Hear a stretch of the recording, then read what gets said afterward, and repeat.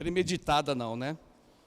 Mas a gente vai falar sobre a igreja de Éfeso, que a Bíblia fala muito sobre amor, né? E parece que foi uma coisa assim bem estabelecida por Deus mesmo, né? Amém.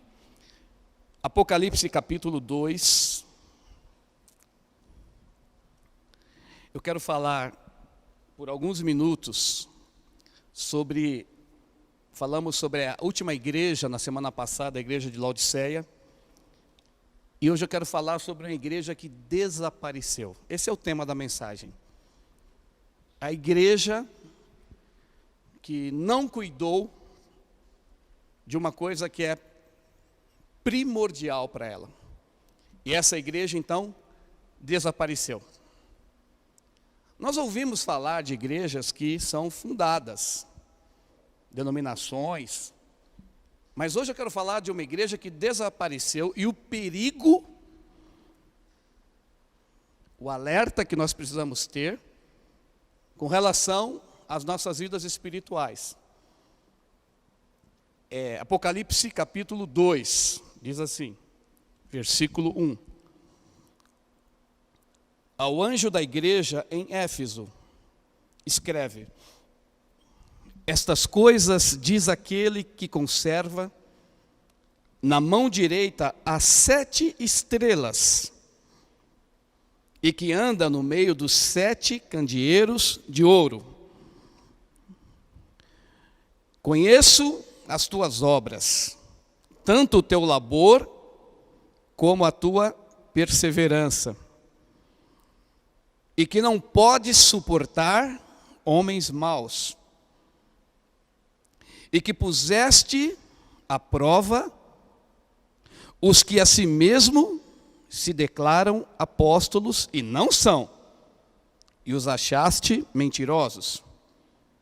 Tens perseverança e suportaste provas por causa do meu nome, e não te deixaste esmorecer. Uau! Tenho, porém, contra ti uma só coisa: que abandonaste o teu primeiro amor. Lembra-te, pois, de onde caíste, arrepende-te e volta à prática das primeiras obras. Senão, venho a ti e moverei do seu lugar o teu candeeiro, caso não te arrependas. Tens, contudo, a teu favor, que odeias as obras dos nicolaítas, os quais eu também odeio. Quem tem ouvidos, ouça o que o Espírito diz às igrejas. Ao vencedor, dar-lhes-ei que se alimente da árvore da vida, que se encontra no paraíso de Deus. Amém. Glória a Deus. Essa palavra é uma palavra que foi dirigida às igrejas da Ásia Menor, na época em que o apóstolo João estava confinado. Ele estava na ilha de Pátimos por causa do testemunho do Senhor Jesus. Ele foi lançado nessa ilha, e Pátimos ficava mais ou menos a 90 quilômetros da cidade de Éfeso. Então, Éfeso era uma cidade muito importante da Ásia Menor. Alguns historiadores dizem que Éfeso era chamada de a cidade luz, não é? A cidade em que tinha ali muita riqueza. Era uma cidade muito importante, porque foi a cidade por onde a pregação do Evangelho para toda a Ásia chegou, através do apóstolo Paulo. A gente viu isso a semana passada, em Atos capítulo 19, onde Paulo ficou em Éfeso por 3 anos. E durante esses 3 anos, Paulo, então, ele estabeleceu ali a igreja, e a igreja se espalhou por toda a Ásia. Então, na realidade, essas 7 cartas, as 7 igrejas, significa, segundo, né, os teólogos, cada carta, cada igreja significa um período da igreja. 7 períodos que a igreja, como a gente viu a semana passada, a igreja de Laodiceia é o último período, e Éfeso, então, representa o primeiro período da igreja, o primeiro século da igreja, os primeiros 100 anos, onde a igreja foi estabelecida. Mas também as 7 igrejas significa, quando fala 7, significa a plenitude, significa a completude, significa o número ideal, significa o número de Deus. E também essas 7 igrejas, apesar de elas terem existido, e apesar de elas geograficamente terem existido, e que representavam cada período da história, também essas cartas, essas igrejas, representam profeticamente o momento que nós estamos vivendo.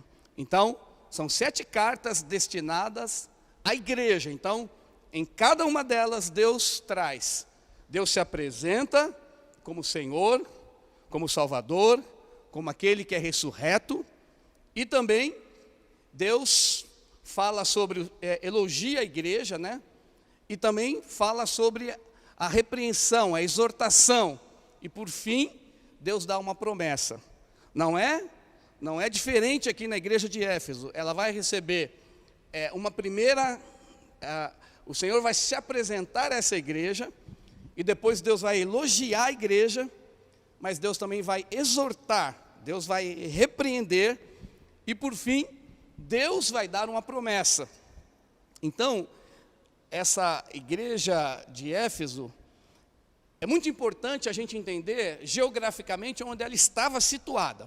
Então, deixa eu falar algumas coisas sobre a cidade de Éfeso, né, naquela época. Tinha por volta de 250 a 300 mil habitantes, então era uma metrópole, era uma cidade portuária, então tinha muito comércio, mas muito comércio mesmo tinha a cidade. Segundo os historiadores, Éfeso, eles tinham lá um anfiteatro que cabia 24 mil pessoas. Mas por que tinha esse anfiteatro? Tipo de um estádio, para 24 mil pessoas. É porque ali se realizava Jogos Olímpicos. Então o Mediterrâneo descia, num determinado período, para que houvesse esses Jogos Olímpicos ali. É tão interessante que Paulo fala sobre isso, mas ele não fala sobre Jogos Olímpicos, mas ele fala de uma grande oportunidade que se abriu para ele em Éfeso.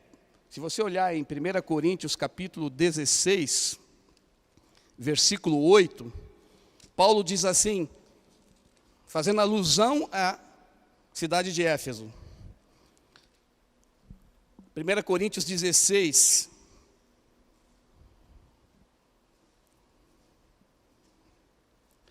versículo 8. Ficarei, porém, em Éfeso até o Pentecostes, mais ou menos até o mês de maio. Verso 9. Porque uma porta grande e oportuna para o trabalho se me abriu e há muitos adversários. Então era uma cidade que recebia muitas pessoas na época dos Jogos Olímpicos. Então o Mediterrâneo todo descia para a cidade de Éfeso para ali realizar os jogos, tinha um grande estádio. E era uma cidade que havia muito comércio. Éfeso, ela tinha um templo que era considerado na época a 7ª maravilha do mundo, que era o templo dedicado a uma deusa chamada deusa Diana, Diana dos Efésios, ou, em outras palavras, Artemis. Então era uma cidade totalmente envolvida com a idolatria.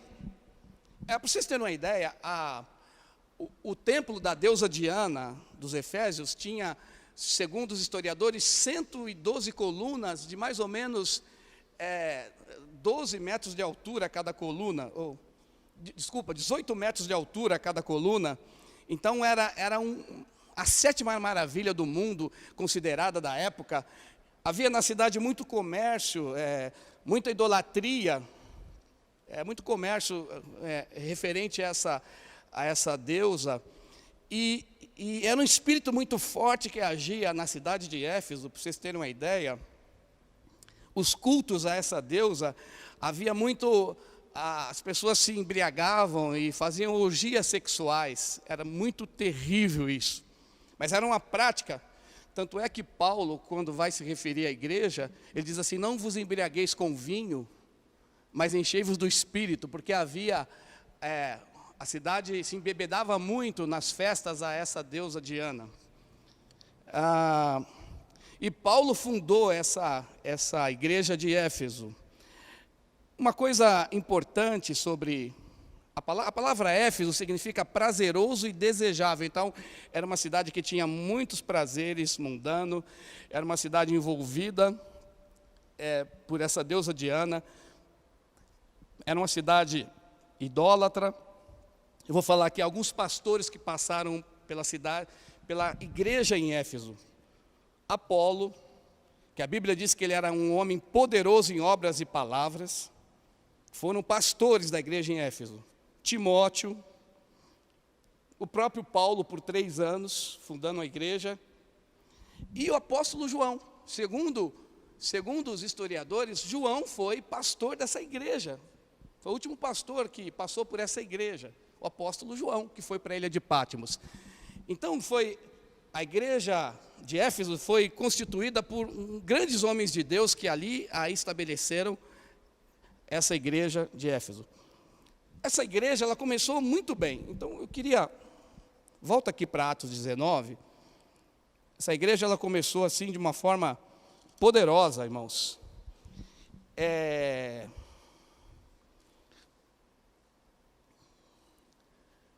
A Bíblia diz aqui, olha... Atos, capítulo 19, versículo 11. E Deus, pelas mãos de Paulo, fazia milagres extraordinários. Verso 12. A ponto de levarem aos enfermos lenços, aventais do seu uso pessoal, diante dos quais as enfermidades fugiam das suas vítimas e os espíritos malignos se retiravam. Posso ouvir um amém? Olha o que a Bíblia fala aqui no versículo 18. Muitos dos que creram vieram confessando e denunciando publicamente as suas próprias obras. Também muitos dos que haviam praticado artes mágicas, em outras palavras, magia negra, espiritismo, reunindo os seus livros, os queimaram diante de todos. Calculados os seus preços, achou-se que se montavam 50.000 denários. Como um denário significa um dia do trabalhador, de salário do trabalhador, imagina 50.000 denários custou toda aquela queima daqueles livros de bruxaria. Verso 20. Assim, a palavra do Senhor crescia e prevalecia poderosamente. Amém. Vou repetir o versículo 20. Assim, a palavra do Senhor crescia e prevalecia poderosamente. Olha que alvoroço que começou essa igreja de Éfeso. Olha o versículo 23. Por esse tempo houve grande alvoroço acerca do caminho, pois um ourives chamado Demétrio, que fazia de prata nichos de Diana, que era o comércio à deusa, né? E que dava muito lucro aos artífices, verso 25, convocando-os juntamente com os da mesma profissão, disse-lhes: senhores, sabeis que esse ofício vem a nossa prosperidade. Estais vendo e ouvindo que nós em Éfeso, mas em quase toda a Ásia, este Paulo, olha só, tem persuadido e desencaminhado muita gente, afirmando não serem deuses os que são feitos por mãos humanas. Alguém pode dizer glória a Deus? Então eu estou só narrando aqui o que estava acontecendo naquela época e como essa igreja de Éfeso foi estabelecida. Agora, irmãos, presta atenção. Uma igreja que começou poderosamente, milagres, sinais, maravilhas. Os aventais de Paulo curavam as pessoas através da roupa de Paulo. A unção era tão grande que as pessoas eram curadas, os demônios eram repreendidos das pessoas. Houve um avivamento tão grande no início dessa igreja. Imagina uma cidade com quase 300 mil habitantes, todos idólatras. E quando recebiam a palavra de Deus, acontecia algo extraordinário. Eles deixavam a prática de servirem a deusa Artemis, a deusa Diana, e passavam a servir a Deus. Então as pessoas ficaram preocupadas porque o comércio delas foi afetado. Comércio de ídolos, de idolatria, começou a ser afetado porque as pessoas começaram a se converter.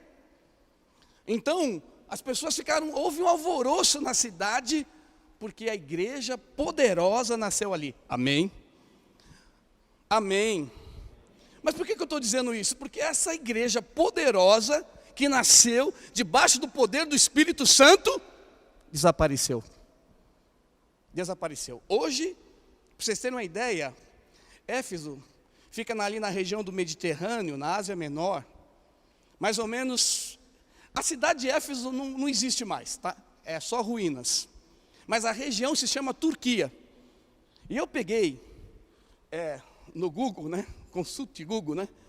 99,8% da população da Turquia são muçulmanos. Não tem igreja evangélica naquela região. Tem 2% que está entre católicos e judeus, mas toda a região é habitada por muçulmanos. A igreja poderosa desapareceu. Então, eu quero alertar você para uma coisa, você que está nos assistindo, quero trazer uma exortação aqui de que nós precisamos prestar muita atenção no que Jesus falou para a igreja. O que Jesus falou? Porque essas cartas, Jesus falando, colocando o sentimento, colocando o coração dele, colocando a visão dele, não uma visão de homens, não é uma doutrina do que eu acho, do que eu não acho, mas o que Jesus pensa sobre a igreja, os seus elogios e as suas exortações. Porque se não houver exortação, nós podemos cair nessa situação que a igreja de Éfeso caiu. O importante, numa corrida, eu fui maratonista. Quem já foi maratonista aqui? Eu corria 10 quilômetros. Quem corria mais aí?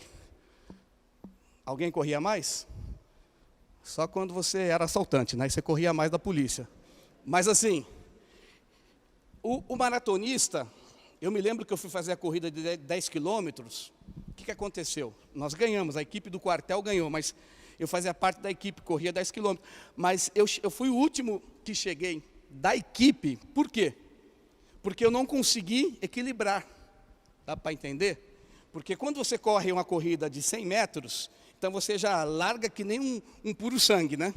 Mas uma corrida de 10 quilômetros, você tem que ter uma coisa chamada constância. O que é essa constância? Você tem que começar bem e terminar bem. Alguém pode dizer amém? Você tem que equilibrar, você não pode sair que nem um cavalo bravo, porque depois você perde fôlego, você não consegue completar a maratona. Então, o segredo de correr uma maratona é a constância. Vai aos pouquinhos, vai aumentando a velocidade, no final você lasca para chegar em primeiro lugar. Então esse equilíbrio tem que ter. Então na vida cristã é a mesma coisa. Às vezes nós começamos bem, mas não terminamos bem. Nós devemos começar bem e terminarmos bem. Paulo diz assim: completei a carreira, guardei a minha fé, agora a coroa da justiça me está guardada a mim e todo aquele que ama a sua vinda. Posso ouvir um amém? Então nós precisamos entender que essa igreja poderosa, que nós estamos lendo aqui, desapareceu. Isso é algo tremendo para nós pensarmos. Então o que nós vamos falar hoje na igreja, o que Jesus falou aqui na igreja de Éfeso, em Apocalipse 2, é uma advertência muito séria que nós precisamos ter para nós não cairmos nesse ostracismo. Alguém pode dizer amém?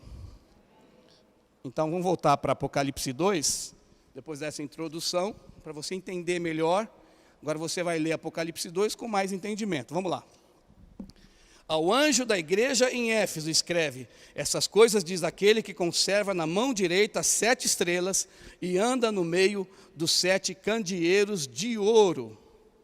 Olha, essas 7 estrelas e esses candeeiros, a própria Bíblia diz o que eles representam. Apocalipse 1:20 diz: quanto ao mistério das 7 estrelas que viste na mão direita, e aos 7 candeeiros de ouro, as 7 estrelas são os anjos das 7 igrejas, e os 7 candeeiros são as 7 igrejas. Então, a Bíblia fala que as 7 estrelas representam os líderes, os pastores, a liderança da igreja. E o candeeiro significa as 7 igrejas. Candeeiro significa uma luz acesa, né? Uma haste acesa para iluminar no meio das trevas. Nós somos a luz desse mundo, nós somos o sal dessa terra, amém? Agora, essa igreja de Éfeso, a Bíblia diz que Jesus se apresenta e fala assim, olha, agora nesse entendimento, né?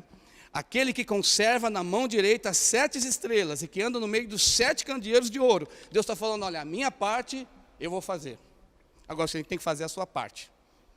Eu vou colocar homens de Deus, mulheres de Deus, e esses pastores, esses líderes estão nas minhas mãos. Paulo, Apolo, Timóteo, Tito, todos os pastores que passaram por Éfeso, João, Deus está dizendo assim, eles estão nas minhas mãos, eles vão trazer uma palavra de Deus para vocês, eles vão encorajar vocês, a minha parte eu vou fazer, e eu estou andando no meio dos candeeiros. Deus está na igreja, Deus está no nosso meio, Deus está aqui agora, nesse lugar, Deus está na sua casa, onde você está, onde estiverem 2 ou mais reunidos, o Senhor está, amém? Deus está cumprindo a sua palavra, olha, eu estou cumprindo a minha palavra, eu tenho os pastores nas minhas mãos, e eu ando no meio da igreja, no culto, no dia a dia, no cotidiano.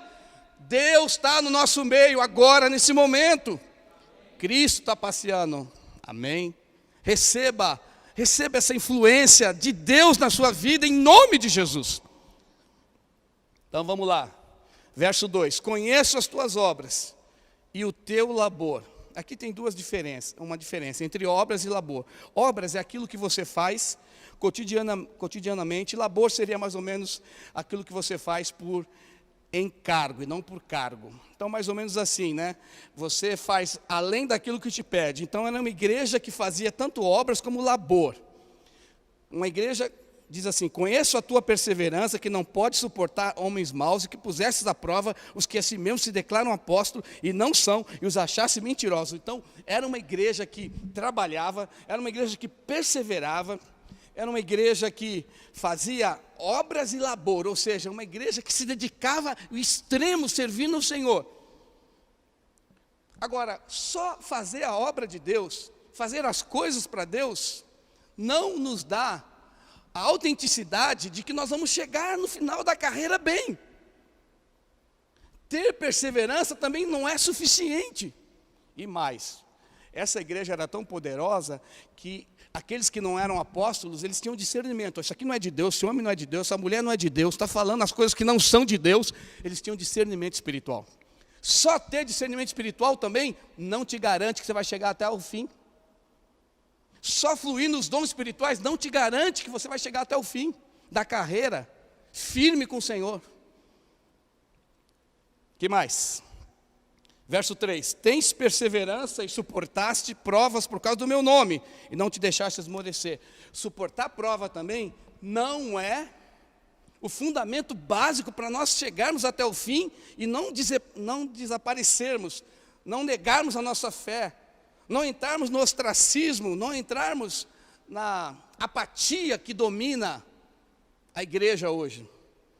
Porque você pode fazer a obra, você pode ter perseverança, você pode ir nos cultos e na igreja, você pode ser provado e não esmorecer, mesmo assim não te garante. Pastor, olha o que Jesus vai falar, versículo 4. Tenho, porém, contra ti que abandonaste o teu primeiro amor. Tenho, porém, contra ti que abandonaste o teu primeiro amor. Aí o versículo 5 diz: lembra-te, pois, de onde caíste, arrependa-te e volta à prática das primeiras obras. Se não venho a ti, moverei do seu lugar o teu candeeiro, caso não te arrependas.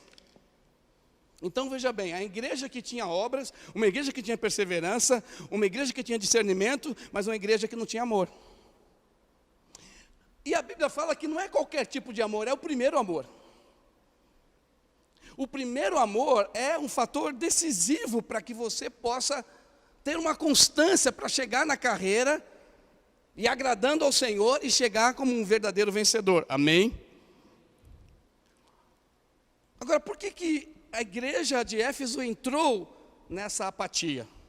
Por que eles abandonaram, mesmo sendo uma igreja operante, uma igreja que fazia obras, uma igreja perseverante, que tinha discernimento, mas era uma igreja apática? Será que isso é semelhante ao que tem acontecido hoje com a igreja?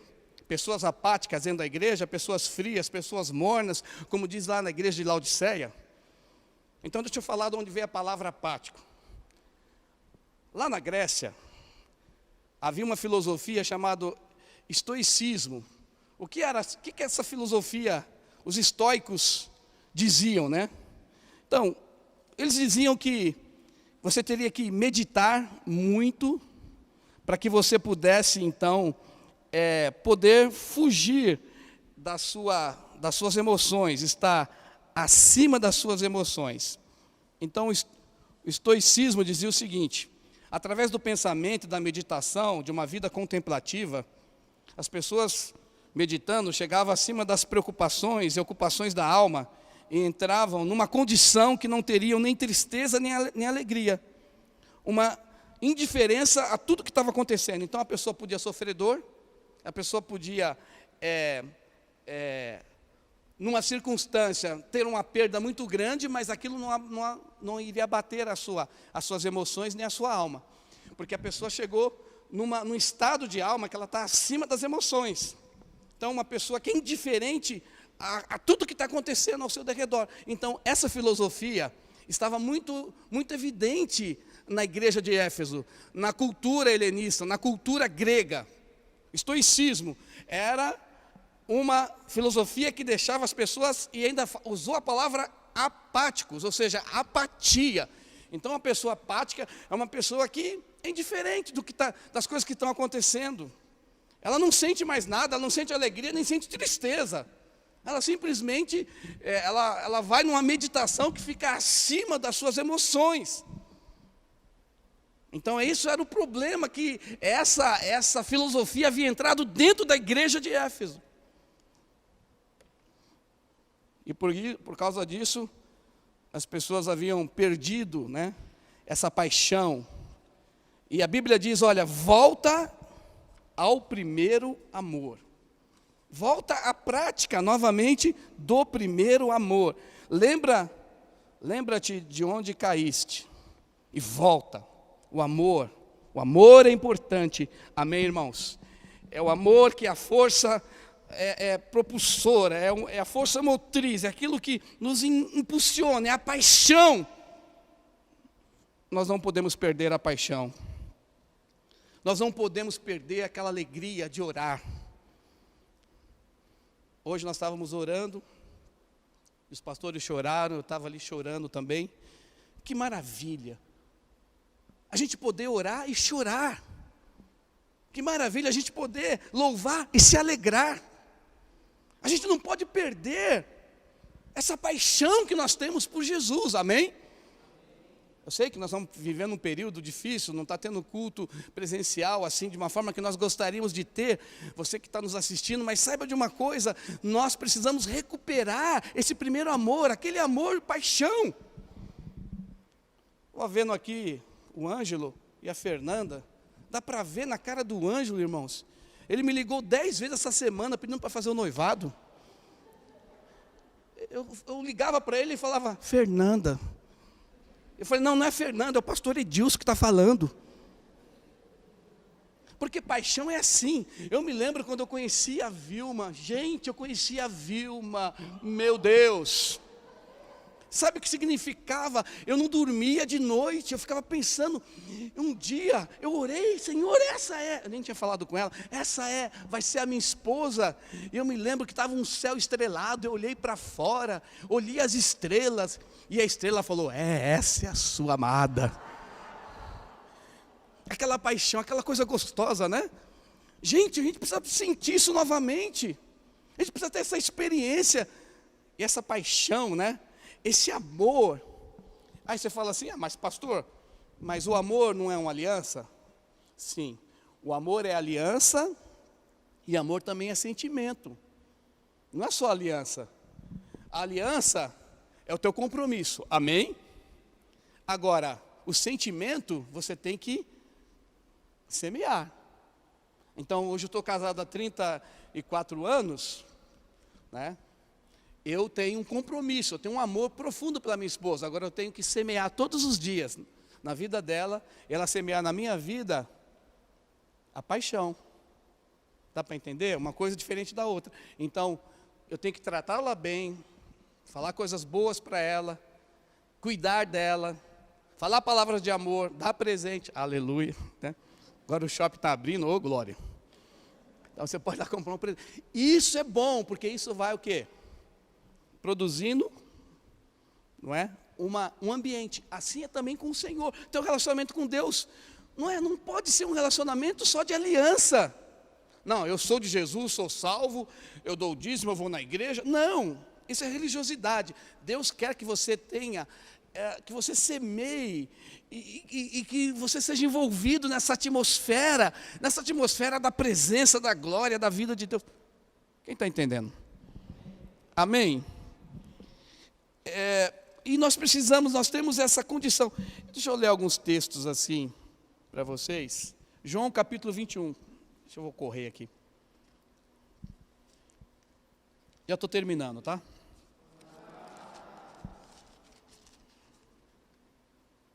Amém. João capítulo 21, versículo 15. Depois de terem comido, perguntou Jesus a Simão Pedro: Simão, filho de João, ama-me mais do que estes outros? Ele respondeu: sim, Senhor, tu sabes que eu te amo. E ele lhe disse: apacenta os meus cordeiros. Eu não quero aqui tratar, teologicamente, interpretar esse texto de uma outra forma. Eu quero mostrar para você o desejo do coração de Deus de ouvir a sua expressão de amor para Ele. Amém? O desejo de Deus ouvir. Deus quer ouvir que você o ama. Porque amor não é só aliança, não é só o fato de você ir para o céu, de você estar salvo. Não, é o fato de você relacionar com o Senhor de uma forma apaixonante, de uma forma verdadeira, de uma forma intensa. Jesus então fala para Pedro: apacenta as minhas ovelhas, meus cordeiros. Verso 16, tornou a perguntar pela segunda vez: Simão, filho de João, tu me amas? Ele respondeu: sim, Senhor, tu sabes que eu te amo. Disse Jesus: pastoreia minhas ovelhas. Pela terceira vez, Jesus lhe perguntou: Simão, filho de João, tu me amas? Pedro entristeceu-se por ele ter dito pela terceira vez: tu me amas? E respondeu: Senhor, tu sabes todas as coisas, tu sabes que eu te amo. Você veja só, Jesus vai perguntar para Pedro 3 vezes. Por quê? Porque esse relacionamento não pode ser um relacionamento só de aliança. Tem que, não só de responsabilidade, muito importante, mas tem que ser um relacionamento de sentimento, de emoção. Quando Deus se revelou para Moisés, Moisés viu no deserto uma sarça, uma moita que pegava fogo e o fogo não consumia aquela moita. Assim também, Deus espera de nós que nós tenhamos esse coração, esse amor pelas coisas dele, para que nós possamos seguir cada vez mais no caminho da revelação de Deus. Olha o que diz Jeremias capítulo 2. Jeremias capítulo 2.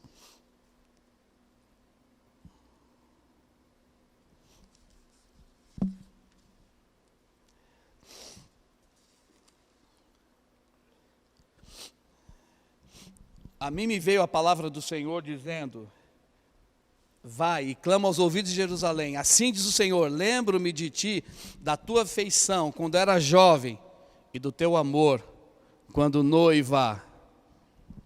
Vou repetir, versículo 2. vai e clama aos ouvidos de Jerusalém, fala para o meu povo, assim diz o Senhor, lembro-me de ti, da tua afeição, do teu romantismo, quando era jovem, do teu amor, quando noiva, e de como me seguia no deserto, numa terra em que se não semeia. Eu estava pensando, Deus está falando para o seu povo, olha, vocês têm que lembrar de mim, como na época que vocês me amavam como um noivo, como a noiva ama o noivo. Aí eu fiquei pensando, né? Eu li esse versículo, e eu pensei, verdade, quando eu casei, eu fui para o altar lá, recebi a bênção do pastor, eu olhava para minha esposa, parecia que eu estava vendo uma anja na minha frente. Olha, se ela falasse para mim assim, você dá a sua vida por mim, eu falo, para já? Porque o negócio assim era tão forte, né? Eu falei, meu Deus, olha que Deus está falando para Israel. Lembra-te, quando você me buscava, como era a sua afeição por mim.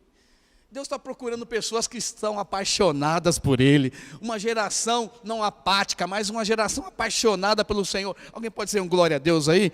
Uma geração que ama, que busca, que pensa nas coisas do alto, como diz Colossenses 3. Um pessoal que não está interessado muito nessa apatia, nessa indiferença, mas é um pessoal que quer fazer com que esse relacionamento cresça através da intimidade com o Senhor. Glória a Deus por isso, né?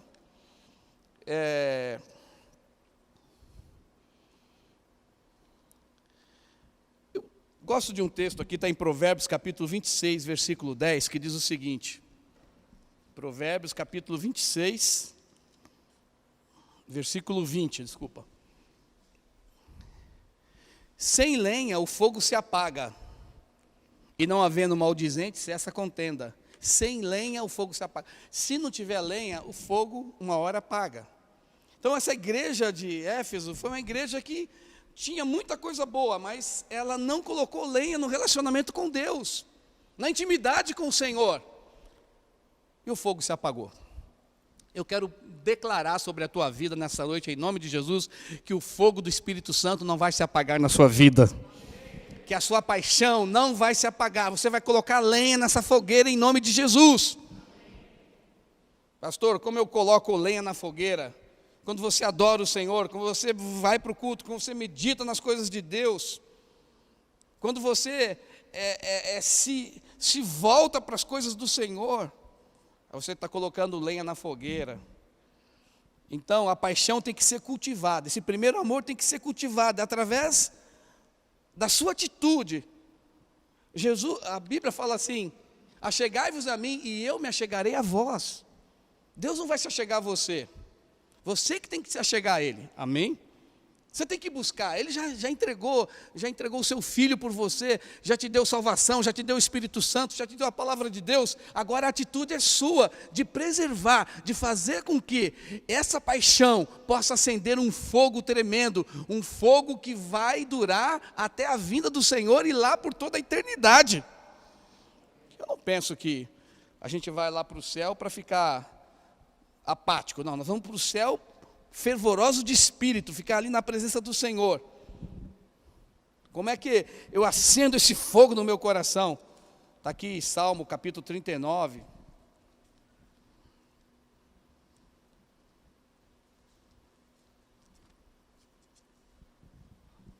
Versículo 3, esbraseou-se, Salmo 39, 3, esbraseou-se-me no peito, o coração, enquanto eu meditava, ateou-se o fogo, então disse eu, com a minha própria língua, dá-me conhecer o meu fim e a soma dos meus dias, para que eu reconheça a minha fragilidade. Então o salmista está dizendo, gente, olha, tem uma maneira de você colocar fogo nesse coração, tem uma maneira de você novamente sentir a paixão por Jesus. Medita na palavra. Quando você está meditando na palavra, quando você está ouvindo a palavra, quando Deus está falando com você, o seu coração está queimando. Seu coração está pegando fogo. Nosso coração tem que estar incendiado todo instante, todo momento. A gente tem que lutar contra essa apatia que está na igreja, essa apatia que está neste século. essa apatia, essa indiferença que as pessoas estão vivendo. Não, nós temos que viver poderosamente no fluir, na pessoa do Espírito Santo, sentindo a presença de Deus, vivendo a glória de Deus no nosso cotidiano, em cada ação da nossa vida. Jesus tem que estar em todo momento, em todo instante. Nós devemos ver a nuvem, a presença do Senhor constante nas nossas vidas. Não perder essa paixão. Lembra de quando você se converteu? Quem lembra de quando se converteu? Pastor, faz tanto tempo que eu nem lembro mais. Levanta a mão. Quanto tempo você se converteu? Você lembra como que era? A sua paixão, a sua intensidade, o seu amor, a sua dedicação, a sua devoção. Não perca isso. Mas pastor, agora eu já sou salvo, mas só ser salvo não garante que você não vai desaparecer. Porque a igreja de Éfeso fazia muita coisa, mas foi perdendo o relacionamento com Deus. Não deixa esfriar o teu relacionamento com o Senhor. Renova o seu chamado ministerial. Paulo falou para Timóteo: Timóteo, reavive o dom que está em você pela imposição do presbitério. Renova esse dom. Reaviva isso em nome de Jesus. Você que gosta de orar, continue orando. Você gosta de orar pelos enfermos, ore pelos enfermos. Você que evangeliza, continue evangelizando. Continue falando da palavra do Senhor. Continue adorando, continue buscando, não para. Porque o fogo não pode se apagar. Porque a Bíblia diz que o diabo, nosso adversário, anda ao nosso derredor. Você sabe que numa floresta, se você acende o fogo, o inimigo, né, os animais não se aproximam, eles têm medo do fogo. O leão não se aproxima. Nós temos que deixar, você tem que se preocupar com a chama do Espírito Santo dentro do seu coração. Ela não pode apagar, amém? Ela tem que estar queimando todos os dias, todos os momentos. Você não deve se preocupar, sim, com a tua família, sim, com as tuas finanças, sim, se preocupar com a sua situação profissional, sim. Mas o mais importante, aquilo que vai ser a força motriz, aquilo que vai fazer com que o seu relacionamento com o Senhor possa ser um relacionamento saudável, alegre, festivo, cheio de alegria. Por que Paulo disse, alegrai-vos no Senhor? Outra vez vos digo, alegrai-vos. Por quê? Porque a alegria do Senhor é aquilo que nos fortalece. A alegria do Senhor é a nossa força, amém? E essa alegria, essa paixão, nós perdemos a paixão quando nós somos afetados pela iniquidade. Pastor, quando a gente perde a paixão, abra aqui em Mateus, capítulo 24. A Bíblia diz, versículo 12: e por se multiplicar a iniquidade, o amor se esfriará de quase todos. Aquele, porém, que perseverar até o fim será salvo. Amém? Agora, olha só, por se multiplicar a iniquidade, o amor vai se esfriar. Então Jesus está alertando que essa geração é uma geração apática, uma geração que pode o amor se esfriar. E por que o amor se esfria? Por causa da iniquidade. Iniquidade não é um pecado em si. A iniquidade é um estado. Por exemplo, você vai assistir uma série de Netflix. Não é que seja pecado, eu já assisti. Não estou assistindo mais, mas já assisti, porque eu fiquei grudado lá até terminar a série. Mas o que acontece? Tudo que você toca no que é morto, você vai se distanciando cada vez mais de Deus. Não é que é uma coisa, não é que é um pecado em si. Situações na sua vida, você gasta tempo lá jogando videogame lá. Não é que é um pecado em si, mas por deixar você num estado distante de Deus, se torna uma iniquidade. Entenda o que eu estou falando? A iniquidade, Jesus falou, a iniquidade vai se multiplicar. O estado de coisas que se afasta de Deus, o ambiente, tudo aquilo que te afasta de Deus, é iniquidade. Tudo aquilo que você toca, que é morto, que não tem vida, é iniquidade. E isso o que vai acontecer? Vai levar as pessoas a se esfriar. Porque ninguém que fica 10 horas na televisão tem vontade de orar depois e ler a Bíblia. Muito pelo contrário, dá dor no corpo, dor na perna, vontade de dormir, cansaço físico, mental. Por quê? Porque essas coisas te afastam do Senhor, não é um pecado em si. Não assistirás televisão, diz o Senhor, não existe isso. Não é pecado. A Bíblia diz, todas as coisas me são lícitas, mas nem todas me convêm. Todas as coisas me são lícitas, mas eu não vou me deixar dominar por elas. Quer comais, bebais, façais qualquer outra coisa, fazei tudo para a glória de Deus. Então é muito importante você não deixar com que esse amor se esfria na sua vida.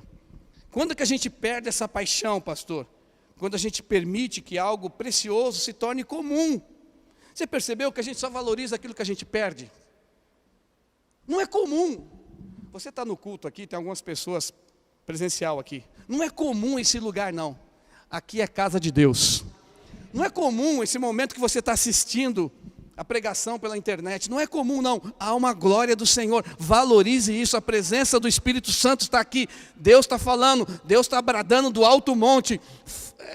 Você não pode ver com os teus olhos, mas com os teus olhos espirituais, você pode contemplar que há algo poderoso acontecendo nessa noite, nesse lugar. Opressões estão saindo da sua vida. Incredulidade está saindo do seu coração. As ciladas do diabo estão caindo por terra. Os planos, os projetos de Satanás contra a sua vida estão sendo bloqueados. Há anjos do Senhor servindo você nesse momento. Alguém pode dizer amém? Então não leve isso como algo natural. Não torne as coisas comuns, né? Não permita que aquilo que é tão precioso se torne comum para você. Quando você abre a boca para falar com Deus, você está falando com um Senhor Todo-Poderoso, Jesus que está sentado no trono. Ele para, adoração nos céus, os anjos, parem, porque eu quero ouvir a voz do meu filho. Valoriza isso, valoriza o Espírito Santo que está dentro do seu coração. Ore em línguas. Valorize os dons espirituais, valorize a palavra de Deus. Não deixe com que essas coisas se tornem comum para você.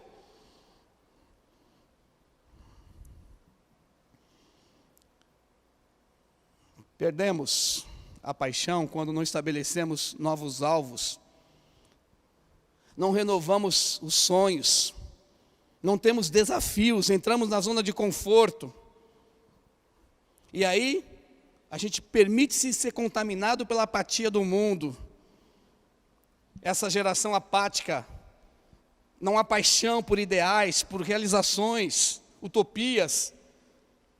As pessoas vivem em função de ter lazer, prazer e letargia. Tudo que eu puder fazer, que não vai ter nenhum movimento, isso aí é legal. Não é para isso que o Senhor nos chamou. O Senhor nos chamou para que a gente não desapareça. Muito pelo contrário. Amém? O justo é como a luz da aurora, que vai brilhando, brilhando, brilhando, até ser dia perfeito. Volta aqui para Apocalipse capítulo 2.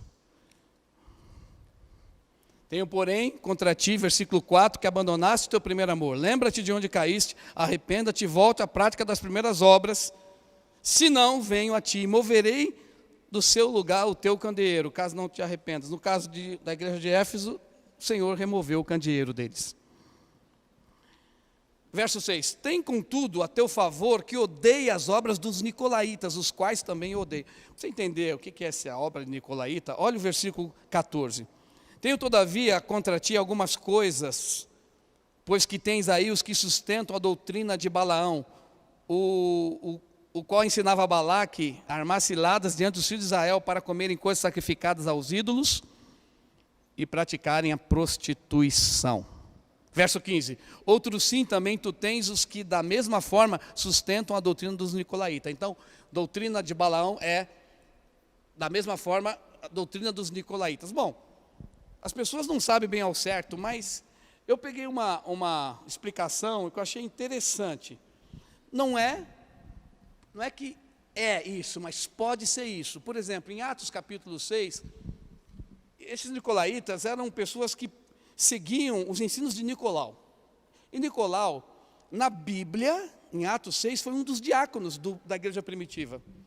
Interessante, e alguns interpretam que esse diácono se desviou porque ele começou a ensinar algumas práticas erradas na igreja. Ele era diácono, ele fazia parte da igreja, do presbitério da igreja, estava ali envolvido com a liderança e estava trazendo um ensino errado. O ensino errado leva a uma prática de vida errada. Segundo os historiadores, qual que era a prática dos nicolaítas, né? A palavra Nicolau significa dominador do povo. Daí vem a palavra Nike, que no grego significa conquista. Então, quem tem o tênis Nike aí, o irmão estava olhando o tênis. A palavra Nike significa no grego conquista. Por isso que eles colocaram esse nome, um nome bom, né, para quem coloca num tênis, né? Eu penso assim, né? O que esse Nicolau fazia, né? Tudo era permitido, porque a lei foi abolida. A graça é poderosa para perdoar qualquer pecado. O corpo é mau, o espírito é bom. Então você faz o que quiser com o seu corpo. Diga misericórdia. Então, era a licenciosidade, a libertinagem, porque esse nicolaíta, esse Nicolau, ele ensinava o quê? Que como a igreja não está mais na lei, está na graça, então você pode fazer qualquer coisa. Parece alguma coisa com o que tem acontecido hoje, não? Parece ou não? Veja bem, a própria doutrina daquela época é a doutrina de hoje, de muitas igrejas. A hipergraça, o ensino de que você não precisa agora nem pedir perdão dos seus pecados. Onde está isso na Bíblia? Mas estão ensinando isso. Porque agora é tudo por amor. Você não precisa mais, não tem mais lei. Como não tem lei? A lei, a Bíblia diz, o princípio da lei continua. Amém ou não? Como que Jesus vai julgar sem lei? Como que um juiz julga sem lei? Não tem como, um dia todos serão julgados debaixo de alguma lei, uma lei espiritual. E essa lei agora é no espírito, ela está implantada dentro do nosso coração. Posso ouvir um amém? Não está numa tábua de pedra, não é os 10 mandamentos. É aquilo que Deus colocou dentro do nosso coração como verdade, baseado nos princípios da palavra de Deus. Quer dizer, esse nicolaíta, ele estava trazendo uma doutrina. Olha o versículo 6. Tenho contudo a teu favor que odeias. Olha, odiar significa o seguinte, que era uma doutrina realmente totalmente contrário à palavra do Senhor. E ele disse no versículo 7, quem tem ouvidos, ouça o que o Espírito diz à igreja. Ao vencedor, dar-lhe-ei que se alimente da árvore da vida que se encontra no paraíso de Deus. Posso ouvir um glória a Deus aí? O que é o vencedor? O vencedor são aqueles normais em tempo de anormalidade. E a Bíblia diz que se nós preservarmos esse primeiro amor, a Bíblia diz que nós vamos ser vencedores. E ao vencedor, aleluia, tem uma promessa aqui. Que a gente vai se alimentar da árvore da vida que se encontra no paraíso de Deus. E aqui é o princípio que eu chamo o princípio do retorno. Tudo vai voltar para a sua origem. O espírito veio de Deus, volta para Deus. O corpo veio da terra, volta para a terra. Amém? A alma que foi criada entre o corpo e o espírito tem dois destinos, o céu ou o inferno.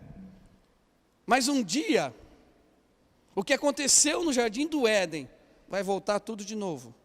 Ou seja, o que aconteceu lá no jardim do Éden, no paraíso, vai acontecer conosco na eternidade. Jesus falou, deu uma ordem para Adão e Eva, vocês devem comer da árvore da vida. A árvore que dá vida, que no relacionamento comigo, Jesus é aquela árvore da vida. Se olhar aqui Apocalipse capítulo 22, diz assim, versículo 1. Então me mostrou o rio da água da vida, brilhante como cristal, que sai do trono de Deus e do Cordeiro. No meio da sua praça, de uma e de outra margem do rio está, o quê? A árvore da vida, que produz 12 frutos, dando seu fruto de mês em mês. E as folhas da árvore são para a cura dos povos. Nunca mais haverá qualquer maldição. Nela estará o trono de Deus e do Cordeiro, e os seus servos os servirão. Contemplarão a sua face, na sua fronte está o nome dele. Verso 5. Então já não haverá noite, nem precisam eles de luz de candeia, nem da luz do sol, porque o Senhor Deus brilhará sobre eles e reinarão pelos séculos dos séculos, dos séculos, dos séculos, dos séculos. Você pode aplaudir o Senhor. Um dia nós vamos reinar com Cristo. Aleluia. Vamos voltar. Todos nós vamos voltar à origem. Aquele mesmo ambiente que Adão experimentou no Éden, vai voltar na Nova Jerusalém. Nós vamos viver a plenitude da bênção de Deus lá no paraíso. Tudo vai voltar à origem. O nosso espírito vai voltar para Deus. A nossa alma, que pertence ao Senhor Jesus, vai voltar para Ele. Tudo é dele. Nós vamos estar para sempre com o Senhor. Agora, o Senhor aqui dá um alerta para a igreja de Éfeso, a igreja que desapareceu, irmãos. Eu fiquei pensando nessa palavra, né? Muito séria essa advertência. Lembra-te de onde caíste e volta à prática das primeiras obras, do primeiro amor. Essa palavra primeiro é próten, ou seja, aquilo que é mais precioso. Próten significa o primeiro, o melhor do teu tempo, o melhor da tua vida, o melhor dos teus sentimentos, você tem que oferecer para o Senhor. Porque quando uma pessoa está apaixonada, ela oferece o melhor para Deus. Amém? Amém? Você tem que oferecer o melhor para o Senhor. Quando você oferece o melhor para Deus, Deus recebe esse melhor. Aleluia. Glória a Deus. Quando a gente entende as coisas do Espírito Santo, as coisas de Deus, quando a gente tem um coração queimando, sabe, irmãos, é um perigo a gente perder a nossa fé. Por favor, os irmãos, eu estou falando assim, mas isso aqui significa, venham aqui para frente. Os irmãos não entenderam ainda. Mas vamos lá. Irmãos, entenda o que eu estou falando. Nós não podemos perder a essência da paixão, do amor, do compromisso com o Senhor, do compromisso de um relacionamento de paixão, um relacionamento que está além de uma obrigação. Agora eu tenho que orar, agora eu tenho que ler a Bíblia, agora eu tenho que ofertar, agora eu tenho que dizimar. Não. Deus quer te levar a experiências profundas de paixão. Esses dias eu estava sonhando.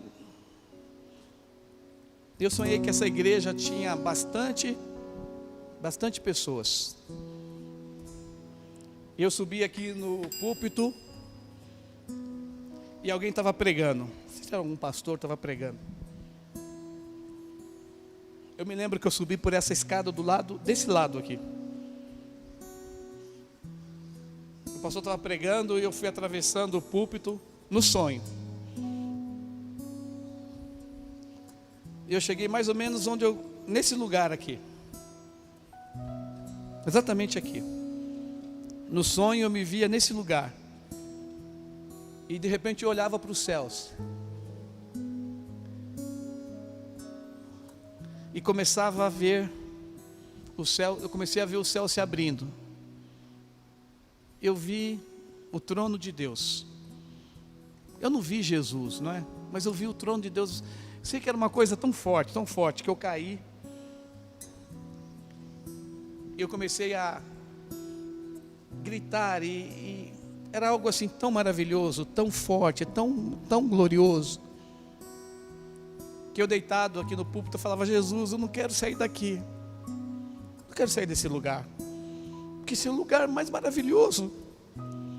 Não existe um lugar melhor que a tua presença.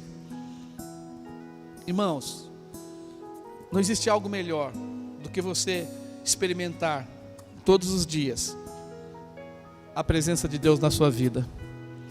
Porque a presença de Deus, esse fogo queimando no coração, é que vai fazer com que você complete a sua carreira. É que vai fazer com que você perca essa apatia, essa indiferença. Sabe, quando você olha para Jesus, quando você se volta para Jesus, o seu coração estremece. Não é, pastora Vilma? Eu ia na casa da Vilma com um chevetinho 78. E esse chevetinho às vezes me deixava na mão, né? Às vezes dava problema. Teve um dia que eu fui na casa dela, na época do namoro, né? Você não sabe. Vou te contar aqui, depois de 35 anos. O carro parou, eu saí, me despedi dela, o carro parou. Eu fui empurrando o carro. Da Lapa, do final da Lapa até Barra Funda, empurrando assim. Aí você vai dizer assim, como é que você conseguiu isso? Eu falei, não sei, a paixão. Estava tão feliz porque eu tinha visto a minha namorada, que eu não estava nem aí. Cheguei em casa quase meia-noite, 1h da manhã, estava nem aí. Aí uma outra pessoa me ajudou a empurrar, porque eu já tinha empurrado uns 3, 4 quilômetros o carro. Tudo bem, não tem esforço, não tem dinheiro, não tem tempo, não tem um valor maior do que essa paixão de você experimentar a vida de Deus. A Bíblia fala assim, um dia nós vamos comer do fruto, vamos comer de Jesus, comer da árvore da vida. Você pode imaginar o que significa isso? A Bíblia diz que não vai haver noite, porque o rosto de Jesus vai brilhar. Mas você pode experimentar hoje uma experiência tão tremenda com a presença do Senhor todo dia na sua vida. Não se preocupe com o cabelo que você vai ter que pentear, ou com os dentes que você vai ter que escovar, ou com o corpo, o banho que você vai ter você vai ter que tomar. Tudo isso é importante. Ou do alimento que você vai comer. Se preocupe se a presença de Jesus está com você. Amém? Isso é que vai fazer com que você possa viver e não desaparecer no reino espiritual, mas alcançar e chegar até o fim a jornada que Deus tem para a sua vida. Fique em pé em nome de Jesus.